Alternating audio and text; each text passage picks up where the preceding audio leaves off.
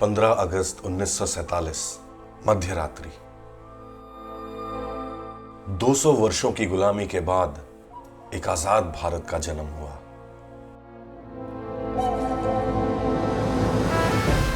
उस दिन इस देश ने राजनीतिक स्वतंत्रता तो हासिल कर ली थी, मगर ऐसी कई समस्याएं थी जिससे अभी भी हमें आजाद होना था।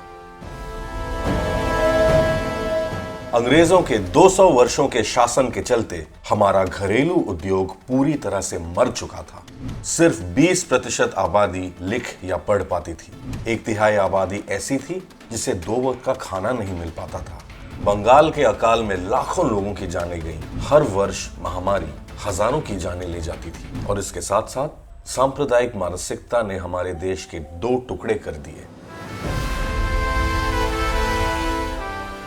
और ऐसी ही कड़ी परिस्थितियों में जवाहरलाल नेहरू आजाद भारत के प्रथम प्रधानमंत्री बनते हैं।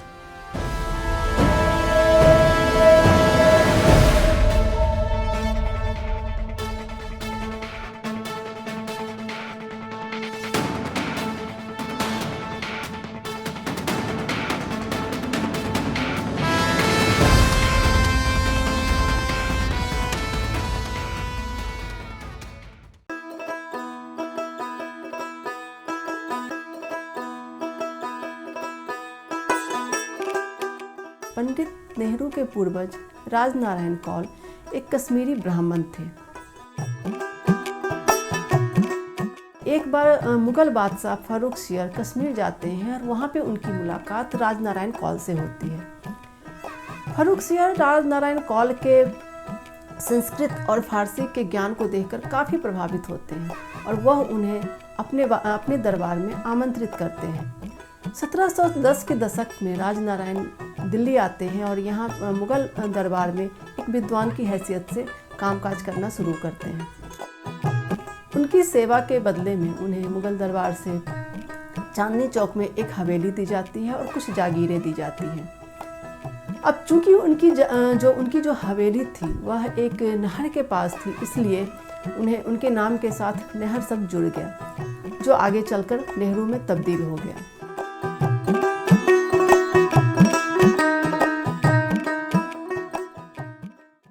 जवाहरलाल नेहरू के दादाजी गंगाधर कौल नेहरू दिल्ली के आखिरी कोतवाल थे। 1857 में के विद्रोह के दौरान अंग्रेजों के द्वारा जो भी भारतीय थे उनके खिलाफ एक मारकाट की बहुत ही भयानक सी एक मुहिम चलाई गई थी और इस मारकाट से बचने के लिए और अपने परिवार को सुरक्षित रखने के लिए गंगाधर दिल्ली छोड़कर आगरा चले जाते हैं। आगरा जाते ही कुछ ही समय के बाद उनकी मृत्यु हो जाती है। जब उनकी मृत्यु होती है उस वक्त जवाहरलाल नेहरू के पिता मोतीलाल नेहरू अपनी मां के गर्भ में होते हैं। पिता की मृत्यु के कुछ ही महीनों के बाद मोतीलाल नेहरू का जन्म होता है और उनका पालन पोषण उनके बड़े 2 भाई जो थे उन्होंने किया। आगे चलकर मोतीलाल नेहरू ने अपने भाई के संरक्षण में पढ़ाई लिखाई पूरी की और अपने भाइयों के नक्शे कदम पर चलते हुए ही उन्होंने वकालत की पढ़ाई की और इलाहाबाद हाई कोर्ट में उन्होंने वकालत की प्रैक्टिस शुरू की। इलाहाबाद हाई कोर्ट में प्रैक्टिस करते हुए मोतीलाल नेहरू ने ढेर सारा धन दौलत नाम और शोहरत कमाया। उनकी शादी होती है और उन्हें एक पुत्र रत्न की प्राप्ति होती है, लेकिन कुछ ही महीनों बाद न सिर्फ उनके पुत्र की मृत्यु हो जाती है बल्कि उनकी पत्नी की भी मृत्यु हो जाती है। फिर कुछ ही वर्षों बाद उन्होंने दूसरा विवाह किया स्वरूप रानी देवी से। स्वरूप रानी देवी से भी उन्हें एक पुत्र की प्राप्ति होती है, लेकिन उसकी भी मृत्यु हो जाती है। उसके बाद 14 नवंबर 1889 को जवाहरलाल नेहरू का जन्म होता है। चूँकि इससे पहले मोतीलाल नेहरू के पुत्रों की मृत्यु हो चुकी थी, इसलिए वो अपने इस पुत्र को लेकर काफ़ी प्रोटेक्टिव थे। वह उन्हें दुनिया की हर सुख सुविधा देना चाहते थे। जवाहरलाल नेहरू का बचपन एक बहुत ही आलीशान घर में बीता, जहाँ पे टेनिस कोर्ट हुआ करता था, घुड़सवारी के लिए घोड़े हुआ करते थे, महंगी महंगी गाड़ियाँ हुआ करती थी। हर वो सुख सुविधा थी जो उस वक्त किसी भी आम भारतीय परिवार के बच्चे के लिए एक सपना भी शायद नहीं हुआ करता था। क्योंकि मोतीलाल नेहरू जवाहरलाल को लेकर काफ़ी प्रोटेक्टिव थे, तो वह उन्हें अपनी नज़रों से दूर नहीं करना चाहते थे और यही वजह थी कि जवाहरलाल नेहरू की प्रारंभिक शिक्षा दीक्षा उनके घर के सुरक्षित माहौल के अंदर ही हुई। जवाहरलाल के जो पहले शिक्षक थे उनका नाम था फर्डिनेंड ब्रुक्स। इनके अंदर शिक्षा ग्रहण करते हुए जवाहरलाल का झुकाव जो था वह अलग अलग धर्मों को जानने के प्रति ज़्यादा हुआ। इसके साथ ही विज्ञान के प्रति भी उनका जो लगाव था वह फर्डिनेंड ब्रुक्स के कारण ही हुआ था, क्योंकि फर्डिनेंड ब्रुक्स जो थे वह थियोसॉफिकल सोसाइटी से थे और वह आयरलैंड के रहने वाले थे। तो उन्होंने जवाहरलाल नेहरू को एक धर्मनिरपेक्ष व्यक्ति के रूप में डेवलप होने में काफ़ी मदद की। 1905 में जब वह 16 वर्ष के थे तब उनका एडमिशन ब्रिटेन के एक प्रसिद्ध स्कूल हैरो स्कूल में करवाया गया। इसके बाद उन्होंने कैम्ब्रिज यूनिवर्सिटी के ट्रिनिटी कॉलेज से नेचुरल साइंस में ग्रेजुएशन किया और फिर लंदन के इनर टेम्पल कॉलेज से एडवोकेट की डिग्री ली। लंदन में पढ़ते हुए उनकी मुलाकात उस वक्त के कई राजनीतिक लोगों से हुई। उन्हें आयरलैंड के फ्रीडम मूवमेंट को जानने और समझने का भी मौका मिला। लंदन उस वक्त राजनीतिक गतिविधियों का केंद्र था और इस माहौल के कारण जवाहरलाल की राजनीतिक दृष्टि विकसित हुई, जिसने आगे चलकर उन्हें एक परिपक्व राजनेता के रूप में विकसित किया था।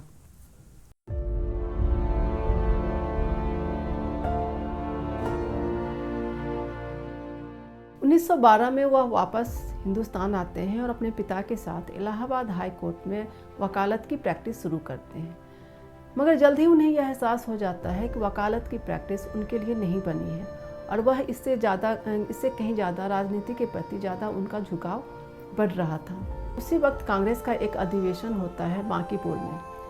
नेहरू जी वहाँ जाते हैं और उस अधिवेशन में शामिल होते हैं। एक दर्शक के रूप में वह इस अधिवेशन में हिस्सा लेते हैं और उस अधिवेशन में शामिल होने के बाद उन्हें जो यह एहसास होता है कि कांग्रेस अभी कुछ लोगों के हाथों में एक सीमित दायरे में काम कर रहा है और भारत को आज़ाद करवाने के लिए उसके पास कोई भी रूपरेखा नहीं है और ना ही कोई बड़ा जन आंदोलन खड़ा करने की ताकत कांग्रेस के अंदर ना ताकत है ना कोई विजन है। लेकिन वह भारत को हर हाल में अंग्रेजी सत्ता से आज़ाद करवाना चाहते थे और इसके लिए कोई भी ऐसा प्लेटफॉर्म ढूंढ रहे थे जिससे जुड़कर वह इस दिशा में काम कर सके। और वह प्लेटफॉर्म उन्हें मिलता है एनी बेसेंट के होम रूल लीग में। एनी बेसेंट और तिलक जो कि कांग्रेस से अलग हटकर भारत को आज़ाद कराने के लिए एक नए आंदोलन की शुरुआत कर चुके थे, होम रूल लीग आंदोलन। नेहरू जी इस संस्था से जुड़ते हैं और अपने प्रांत के एक बहुत ही जिम्मेदार पद तक भी पहुंचते हैं। लेकिन साथ ही वह कांग्रेस से भी जुड़े हुए रहते हैं क्योंकि उनका यह मानना था कि कांग्रेस का जो एक दायरा था वह होम रूल से उससे काफ़ी हद तक काफ़ी व्यापक था और कांग्रेस में यह ताकत थी कि वह देश स्तर पर एक आंदोलन खड़ा कर सके। बस कमी थी तो एक नेतृत्व की, एक विजन की। कांग्रेस की तरफ से जो भी जिम्मेदारी उन्हें दी जाती थी वह उसको पूरा करते थे और इस तरीके से होम रूल लीग और कांग्रेस दोनों के साथ मिलते हुए वह देश की आज़ादी के लिए अपनी जो जिम्मेदारी है उसे पूरा करने का प्रयास कर रहे थे।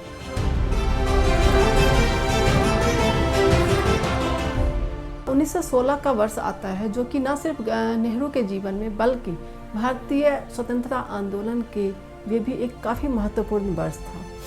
इसी वर्ष नेहरू और गांधी की पहली मुलाकात होती है और गांधी से मिलने के बाद नेहरू को ऐसा लगता है कि अब कांग्रेस को वो एक नेता मिल गया है जो कि देश में एक बहुत बड़ा जन आंदोलन खड़ा कर सकता है जिसके जरिए अंग्रेजी शासन को चुनौती दी जा सके।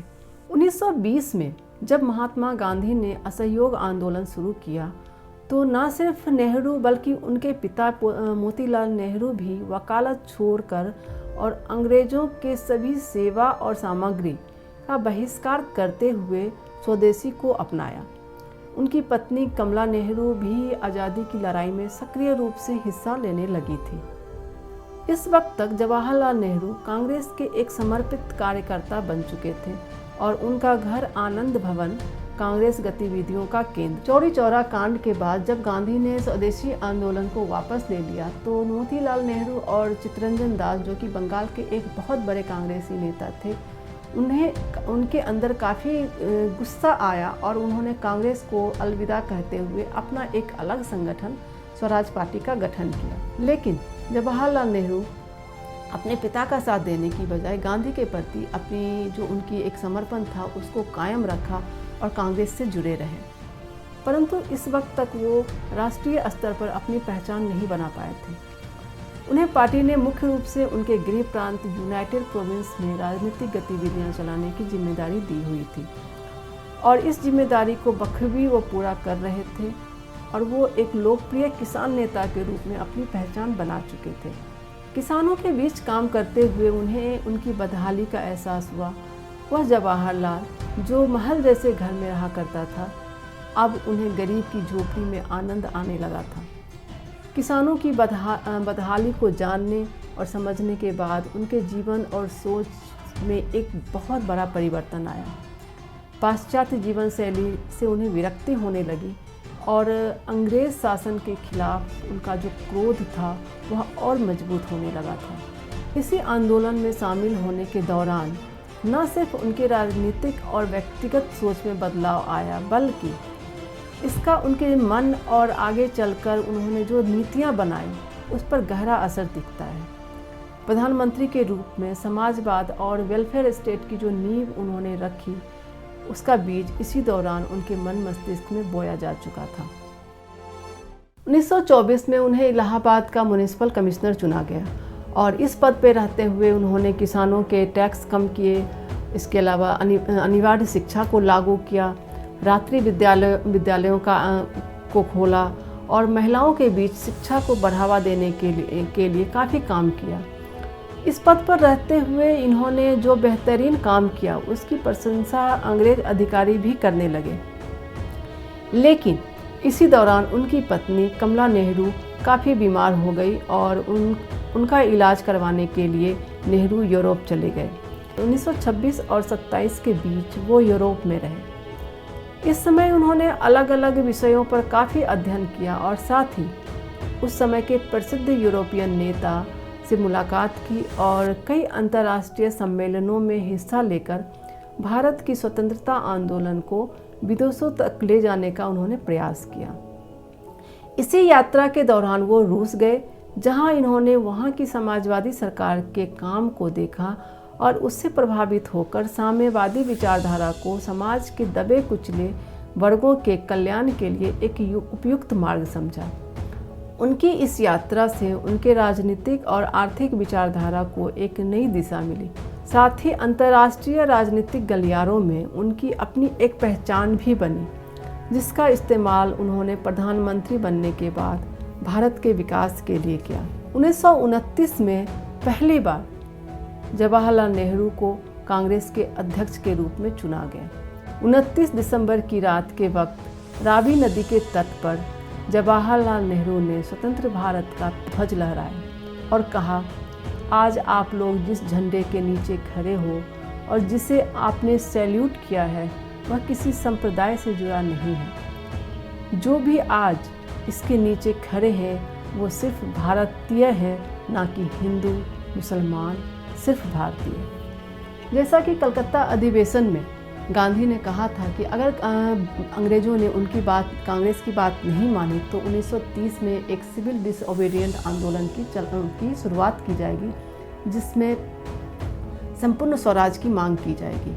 अंग्रेज़ों ने कांग्रेस की जो मांग थी उसे नहीं माना और 1930 में महात्मा गांधी के नेतृत्व में कांग्रेस ने सिविल डिसओबीडिएंट आंदोलन की शुरुआत की। इस आंदोलन के दौरान पंडित नेहरू को जेल में डाल दिया गया, मगर 1935 में कमला नेहरू की बीमारी के कारण उन्हें रिहा कर दिया गया और रिहा होते ही वो सबसे पहले अपनी बीमार पत्नी से मिलने स्विट्ज़रलैंड चले गए।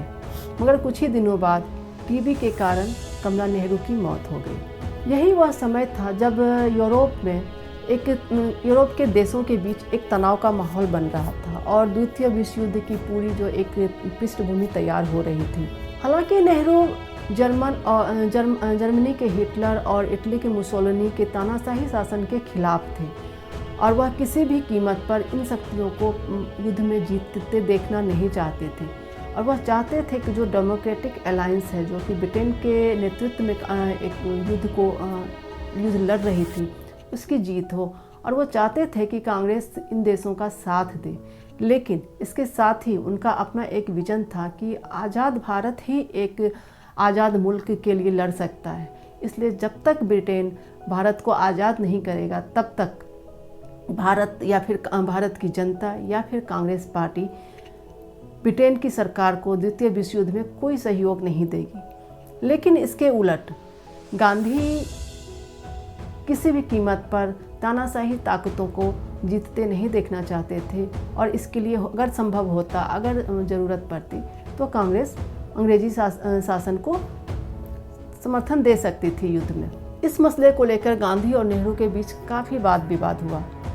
इसी दौरान भारत की जो ब्रिटिश सरकार थी, उन्होंने कांग्रेस से परामर्श के बिना, यहाँ की जनता के परामर्श के बिना, इनकी सहमति के बगैर ही भारत सरकार को युद्ध में शामिल करने का एक जो औपचारिक मान्यता होती है वो उन्होंने दे दिया। ब्रिटिश सरकार के इस फैसले के खिलाफ कांग्रेस ने व्यक्तिगत सत्याग्रह चलाया और फिर उसके बाद भारत छोड़ो आंदोलन। इस दौरान फिर से नेहरू जी को गिरफ्तार कर लिया गया, और इस बार जब उन्हें गिरफ्तार किया गया तो काफ़ी वर्षों तक वह जेल में रहे। द्वितीय विश्व युद्ध के बाद ब्रिटेन की हालत खराब होने लगी थी, और वह एक एक करके सभी जो भी उसके उपनिवेश देश थे उसे आज़ाद करने की सहमति दे रहा था। और इसी क्रम में भारत को भी आज़ादी के लिए एक जो मार्ग था वह तैयार हो चुका था। और जब सत्ता हस्तांतरण की बात हुई, ब्रिटेन से भारतीयों के हाथ में जब सत्ता के हस्तांतरण की बात हुई, जो पावर ट्रांसफ़र की बात हुई, तो एक अंतरिम सरकार का गठन किया गया और जवाहरलाल नेहरू को उसका प्रमुख बनाया गया। इसी बीच 1942 में गांधी ने नेहरू जी को अपना राजनीतिक उत्तराधिकारी घोषित कर दिया। हालांकि इस पर कई बार काफ़ी लोगों का यह मानना है कि गांधी ने यह भावनाओं में आकर उनका यह डिसीजन था, क्योंकि नेहरू जो थे वो गांधी के काफ़ी करीबी थे और इस वजह से गांधी ने यह निर्णय लिया। लेकिन सच्चाई ये नहीं थी। गांधी अपना कोई भी सार्वजनिक जीवन का कोई भी निर्णय भावनाओं में बढ़कर नहीं लेते थे। इसके पीछे जो गांधी जी का जो एक मकसद हम बोल सकते हैं, जो कि अलग अलग जगहों पे जो उन्होंने बोला या फिर अलग अलग जगहों पे जो लोगों ने इसको एक इंटरप्रिटेशन दिया, उसके आधार पे हम यह कह सकते हैं कि इसके पीछे जो गांधी जी का मकसद था कि नेहरू का एक व्यापक सोच और हर धर्म के लोगों को साथ लेकर चलने का जो उनका एक जज्बा था। इसके अलावा अंतर्राष्ट्रीय स्तर पर नेहरू की अपनी एक पहचान थी, उनकी अपनी एक विचारधारा थी, और इसके साथ ही नेहरू का कम उम्र का होना, ये सारे ऐसे फैक्टर्स थे जिसकी वजह से गांधी ने नेहरू को अपना राजनीतिक उत्तराधिकारी बनाया। और जब अंतिम सरकार का गठन हुआ तो नेहरू जी को उसका प्रमुख बनाया गया।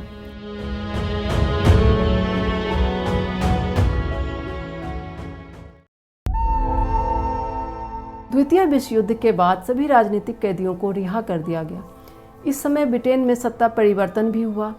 चर्चिल की जगह एटली ब्रिटेन के प्रधानमंत्री बने और भारत को आज़ाद करने की घोषणा कर दी गई।